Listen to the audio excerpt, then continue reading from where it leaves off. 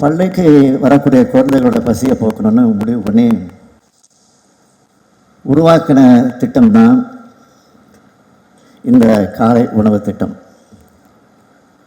சென்னையில் ஒரு பள்ளி விழாவுக்கு போனப்போ ஒரு குழந்தை இன்னும் காலை உணவு சாப்பிடணுன்னு சொன்னதை கேட்ட உடனே ஒரு பெற்றோருக்கே உரிய பாச உணர்வோடு நான் உருவாக்கின திட்டம்தான் இந்த காலை உணவு திட்டம்.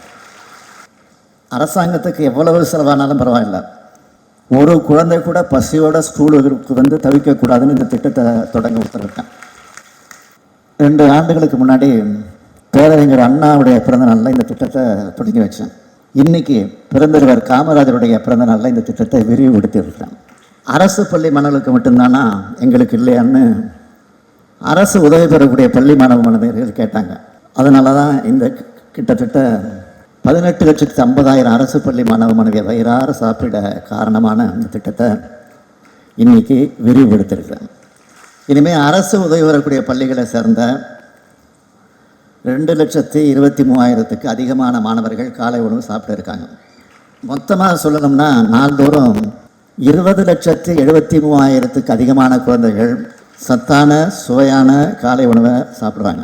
புறநானூறு, திருக்குறள்னு, மணிமேகலைன்னு நம்முடைய இலக்கியங்கள் மட்டுமில்லை, ஔவையார், வள்ளலார் போன்ற சான்றோர்களும் பசிப்பினி போக்குறதை பற்றி உயர்வாக சொல்லியிருக்காங்க. சங்க காலத்தை சார்ந்த ஒரு குறுநில மன்னர் ஏழை எளியோருடைய பசியை போக்குறதுனால பசிப்பினி மருத்துவன் என்று போற்றப்படுகிறார்.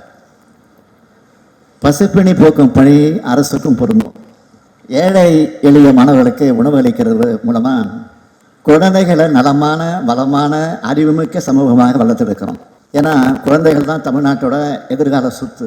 அதனால தான் காலை உணவு திட்டத்தை ஒதுக்கீடு பற்றி அதிகாரிகள் என்னோட விவாதித்தப்போ அதை நிதி ஒதுக்கீடுன்னு சொல்லாதீங்க,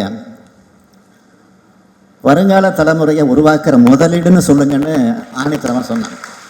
ஆனால் இந்த திட்டம் மாணவ மாணவருக்கு தன்னம்பிக்கை அளிக்குது, பெற்றோர்களுக்கு பொருளாதார சுமையை குறைக்குது, பள்ளிகளுக்கு வர மாணவர்களோட எண்ணிக்கையை அதிகரிச்சிருக்குது, இடைநீற்றலை குறைக்குது. இப்படி ஏராளமான நன்மைகள் காலை உணவு திட்டத்தால் விளையுது. கொஞ்ச நாளைக்கு முன்னாடி ஒரு பெண் அளிச்சிருந்த பேட்டியை பார்த்தேன், டிவியில் பார்த்தேன், வாட்ஸ்அப்லையும் பார்த்தேன்.